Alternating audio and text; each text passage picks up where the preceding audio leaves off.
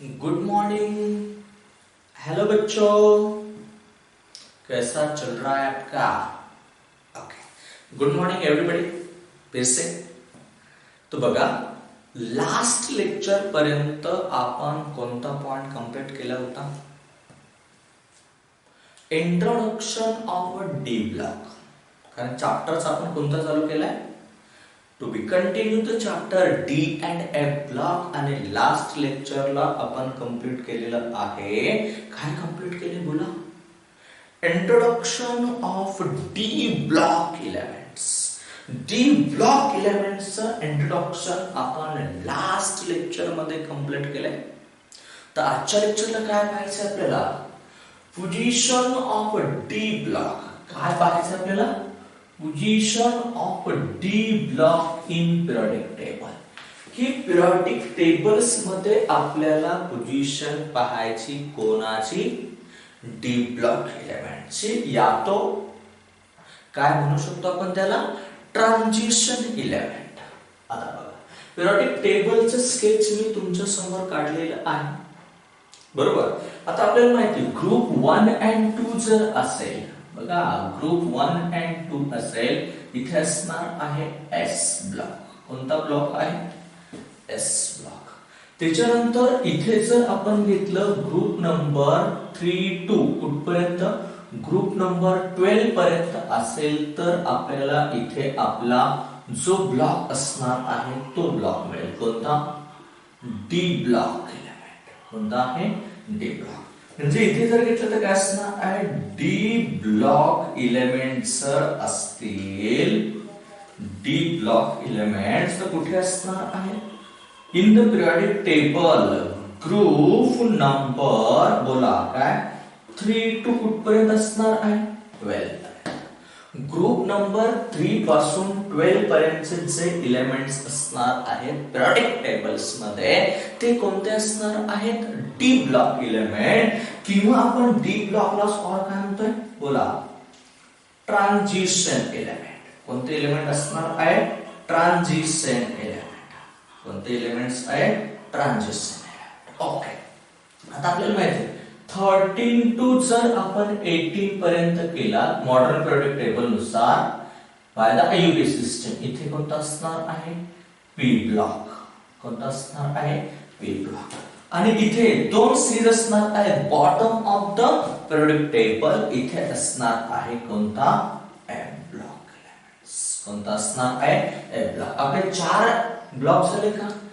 S block, P block, D block आणि M block. चारही block complete झाला. म्हणजे पोझिशन. आणि बघा हे झालं ग्रुप. आणि कोणत्या ग्रुप पासून स्टार्ट होणार? सॉरी, कोणत्या पिरियड पासून स्टार्ट होणार?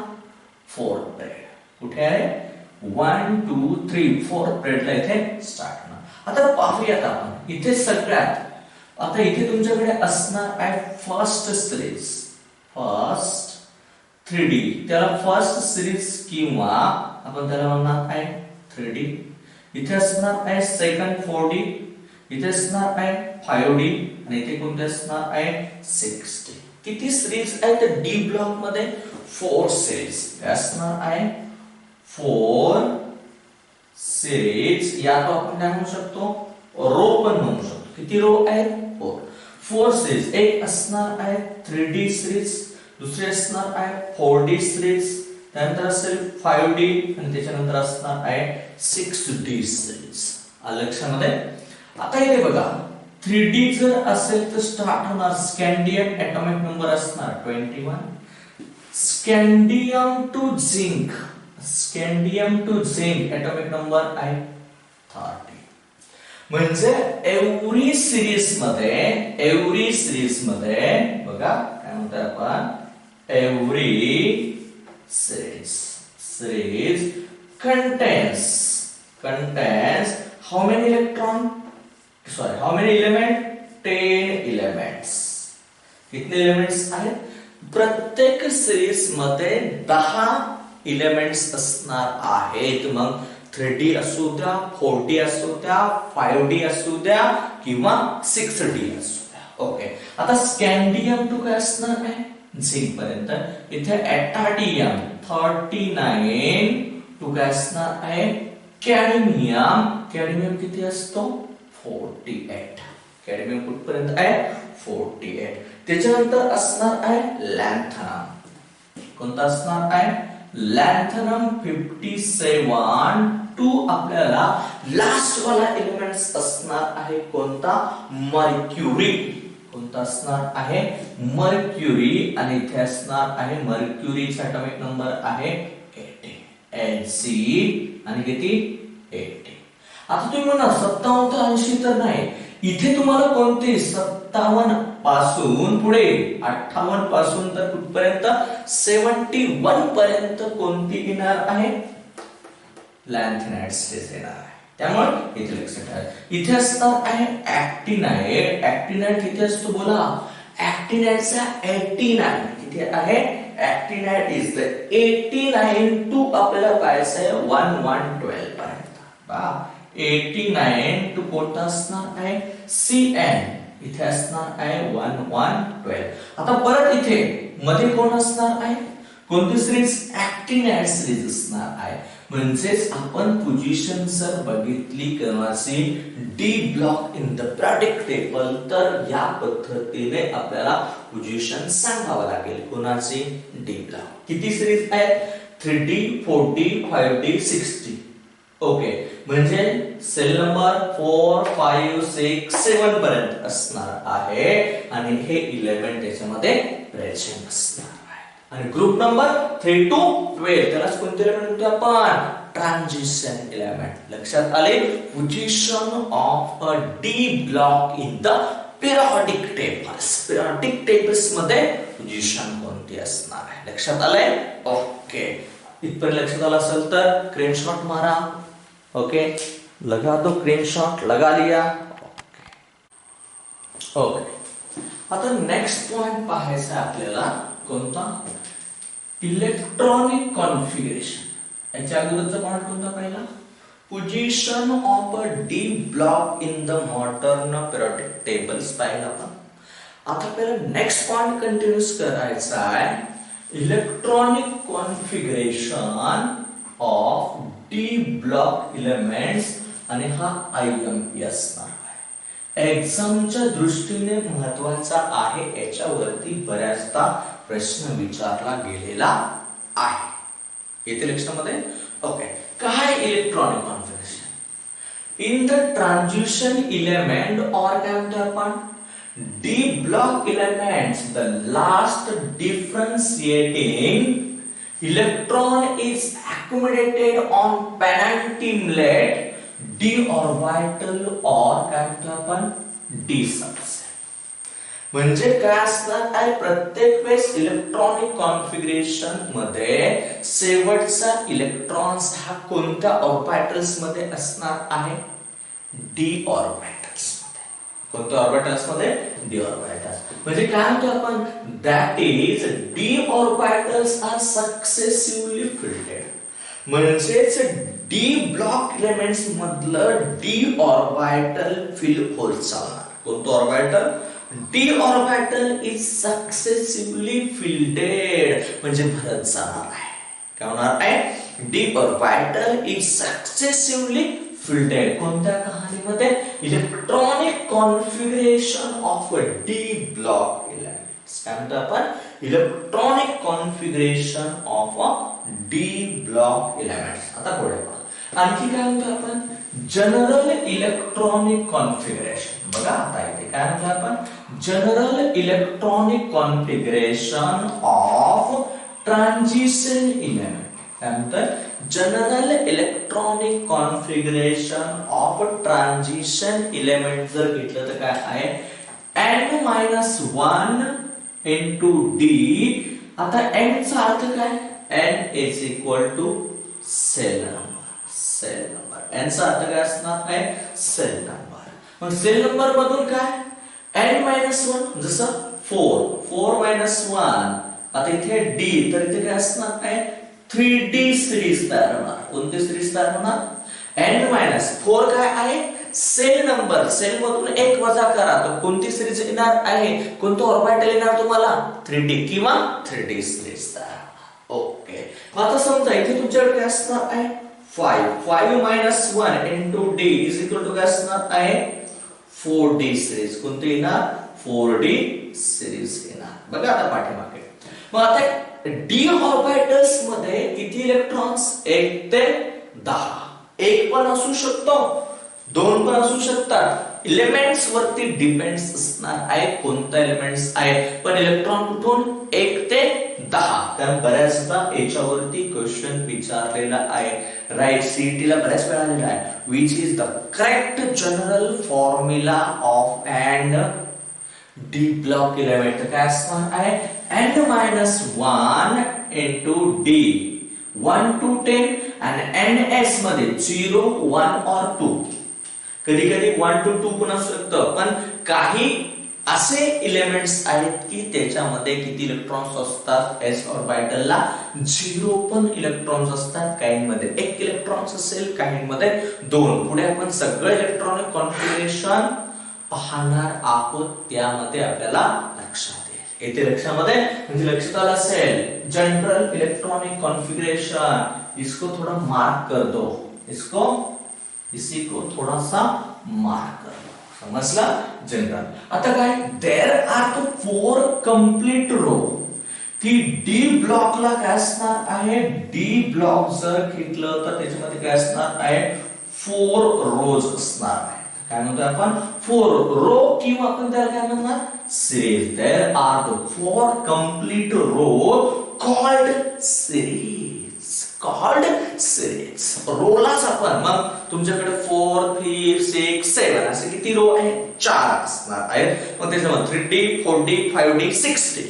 ओके, म्हणजे इथे असणार there are the 4 complete rows called series. Okay, मग each series contains 10 element. प्रत्येक मध्ये आपण पाहिलं होतं 3D असेल तर 10 एलिमेंट असतील, 4D असेल तर 10 एलिमेंट असणार आहे, 5D असेल तर 10 एलिमेंट असेल, 6D असेल तर 10 एलिमेंट. म्हणजे टोटल किती एलिमेंट्स आहेत डी ब्लॉकला? टोटल एलिमेंट असणार आहे 40 एलिमेंट्स. आया की नाही दिमाग में? Total elements in the D block तो किती असणार 40. त्यानंतर काय म्हणतो आपण लाईक इलेक्ट्रॉन फिल्डेड. कोणामध्ये फिल्ड होणार 3D 4D 5D 6D series किंवा त्याला काय म्हणतो आपण ऑर्बिटल्स मध्ये फिल्ड होणार आहे. आणि त्यानंतर every series start with a member of a group third. कोणता एव्हरी मेंबर कुठून स्टार्ट होणार ग्रुप थर्ड पासून and hand upon and with the member of a group 12 and of the member of a group 12 starting कहां से group third पासून start होणार आणि end कुठे होणार ग्रुप 12 ला एंड होणार. इथपर्यंत लक्षात आलंय general information of the electronic configuration of a D block element. की डी ब्लॉक एलिमेंट मध्ये जनरल इन्फॉर्मेशन आहे कोणाची इलेक्ट्रॉनिक कॉन्फिगरेशनची. आता आपल्याला सेपरेट पाहायचे 3D series 4D series 5D series 6D series. प्रत्येकाचे इलेक्ट्रॉनिक कॉन्फिगरेशन पाहायचे, त्याच्यावरती काय प्रश्न विचारले जाऊ शकतात हे पण पाहायचंय. इथे एकदा स्क्रीनशॉट मारून घ्या, बाकीचा आपण पुढे पाहूया. मारलं? ओके, ठीक. बा electronic configuration of first transition series. काय पाहायचं आता आपल्याला electronic configuration of first transition series और त्यालाच काय म्हणतो आपण 3D सिरीज. कोणाच पाहिजे 3D. आपण पाहिले पाठीमागे काय पाहिलं बघा, आत्ताच पाहिलं ना काय electronic configuration of D block element. त्याच्यामध्ये आपण किती पाहिल्या 4 सिरीज पाहिल्या 3D 4D 5D 6D. Okay, त्याच्यामधले आपल्याला कोणाचं पाहायचं 3D सिरीज किंवा आपण त्याला काय म्हणतो फर्स्ट ट्रांजिशन सिरीज. तर काय आहे बघा, दिस सिरीज कन्सिस्ट ऑफ एलिमेंट कुठून आहे स्कॅन्डियम पासून. कुठून असणार स्कॅन्डियम टू झिंक पर्यंत, याने 21 टू कुठपर्यंत असणार आहे 30. आता हे लक्षात कसं ठेवायचं, कसं लक्षात ठेवायचं स्कटी वक्र मन फेकोनी कसा.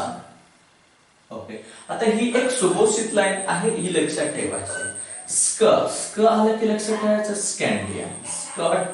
स्कटीचा अर्थ काय असणार आहे? टीचा titanium, vanadium, chromium, Mn, Fe, Co, nickel, कझन काय असणार आहे? Cu आणि लास्ट काय असणार आहे? Z. लक्षात आलं? स्कटी वक्रमन फेकोनी कझन. काय? स्कटी वक्रमन फेकोनी कझन कोण? Scandium, titanium, vanadium, chromium, Mn, iron, cobalt, nickel, copper and zinc. हे बघा, scandium, titanium, vanadium, chromium, manganese, iron, cobalt, nickel, copper and zinc. Okay, आता इथे बघा, व्हॅनाडियम V23, क्रोमियम काय असणार आहे? Cr24, मॅंगनीज Mn25, Fe काय असणार आहे? आयर्न 26, त्यानंतर कोबाल्ट CO27, त्याच्यानंतर निकेल काय असणार आहे? निकेल 28, कॉपर काय असणार आहे? Cu काय असणार आहे? 29 आणि Zn काय असणार आहे? 30. इथे लक्षामध्ये इथपर्यंत काय चाललंय ते लक्षात आलं? किती एलिमेंट आहेत? 10 एलिमेंट्स असणार आहेत. कोणत्या सिरीज मध्ये? 3D मध्ये. लक्षात कसं ठेवायचं? स्कटी वक्रमन फेकोनी कझन. स्कटी वक्रमन फेकोनी कझन. स्कॅन्डियम, टिटॅनियम आणि ॲटॉमिक नंबर सरळ आहेत. 21, 22, 23, 24, 25, 26, 27, 28, 29, 30. काय चेंजेस आहे का इथे? आहे का चेंजेस काही? नाही. आलं लक्षामध्ये. ओके, आता आपल्याला याचं लिहायचं इलेक्ट्रॉनिक कॉन्फिगरेशन. हे करू क्लीन. ओके, आता काय लिहायचं आपल्याला? इलेक्ट्रॉनिक कॉन्फिगरेशन लिहायचंय. कोणाचं इलेक्ट्रॉनिक कॉन्फिगरेशन लिहायचंय? बोला 3Dचं. आता स्कॅन्डियमचं आपण पहा, डायरेक्ट पूर्ण लिहूया. 1s2, 2s2, 2p6, 3s2, 3p6, 4s2 आणि 3d1. आता 4s पुढे का नाही लिहिलं? तर आपल्याला माहितीये energy gap, energy level 3D ची एनर्जी जास्त आहे कोणापेक्षा? 4s पेक्षा. कसं पहा? कसं लिहितो आपण? याची एनर्जी 4 + 0, कारण s साठी किती व्हॅल्यू आहे? 0. d साठी किती असणार आहे? 2. तर इथे किती झाले एनर्जी? 4. इथे 3 + 2 = 5.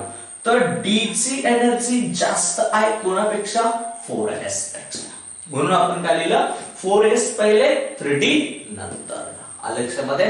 ओके, आता किंवा याला इन शॉर्ट मध्ये पण आपण लिहू शकतो. कसं लिहिणार? याच्या अगोदरचा इथपर्यंत कोणाचा आहे? आर्गॉन. AR काय लिहिणार? 3D, किंवा आपण असं लिहू शकतो 4s2 3d1. उलट केलं तरी काय फरक पडत नाही. हे झालं कोणाचं? स्कॅन्डियमचं. आता बाकीचे लिहिता येईल. आर्गॉन कंटिन्यूस करून लिहू शकतो. इथं टिटॅनियम, आर्गॉन. फक्त आता डी मध्ये इलेक्ट्रॉन फील्ड करत जायचंय. 4s2 3d2. व्हॅनाडियम, आर्गॉन काय असणार आहे? 4s2 3d3. त्याच्यानंतर क्रोमियम, आर्गॉन 4s2 3d काय? 4. एक्सपेक्टेड कसं आहे? आर्गॉन 4s2 3d4 यायला पाहिजे आपल्या रूलनुसार. काय? आर्गॉन 4s2 3d4 यायला पाहिजे, एक्सपेक्टेड आहे. परंतु याच्यामध्ये इलेक्ट्रॉनिक कॉन्फिगरेशन कसं येतं? आर्गॉन काय आहे? ऍक्च्युअल काय आहे ना? 4s1 3d5. हे का आलं तर पुढे सांगतो. या लक्षामध्ये यायला पाहिजे होतं असं, पण ऍक्च्युअली त्याचं करेक्ट इलेक्ट्रॉनिक कॉन्फिगरेशन हे आहे. इथे लक्षामध्ये ओके. आता Mn काय असणार आहे? Argon 4s2 3d5.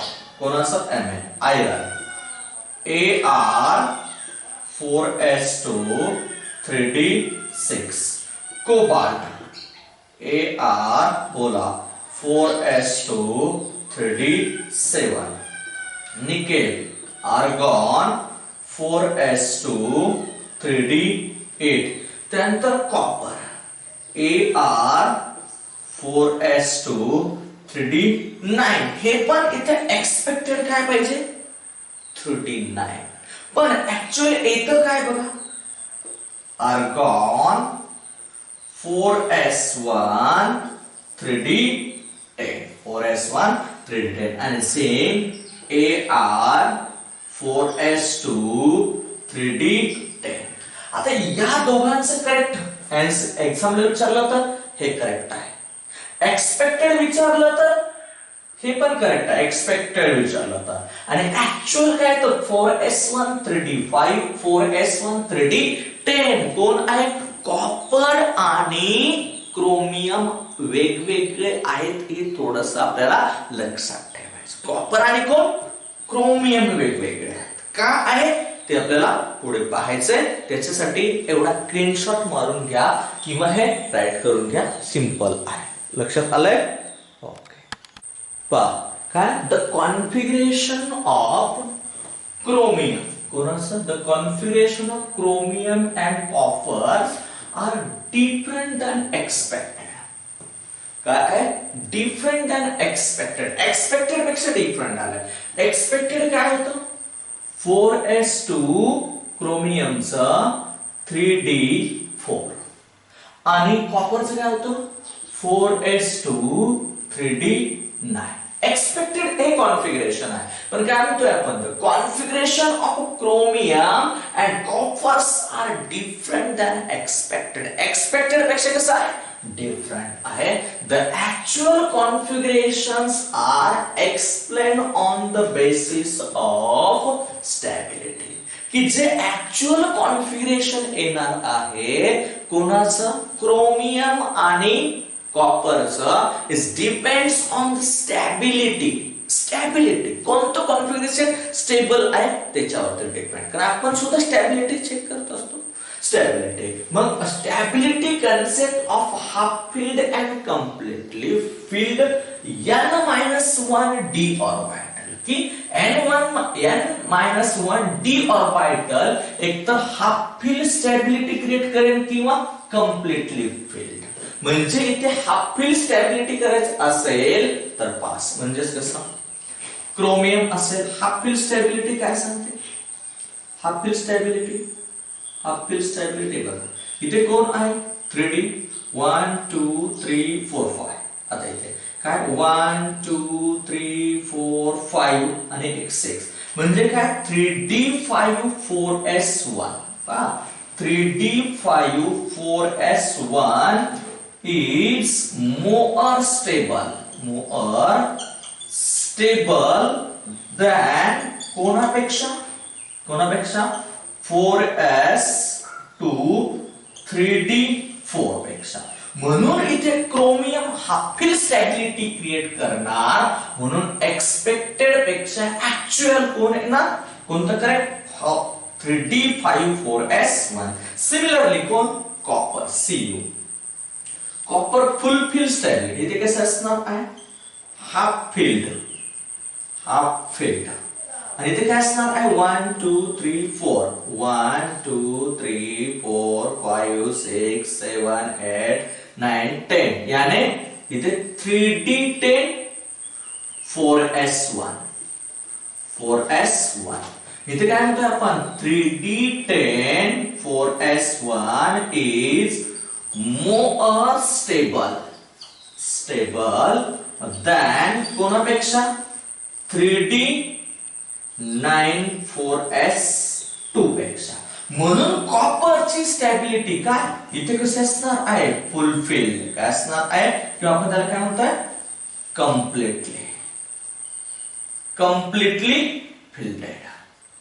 कम्प्लिटली फिल्टेड. आणि इथे काय फिल्ड नाही, कमी आहेत इलेक्ट्रॉन्स.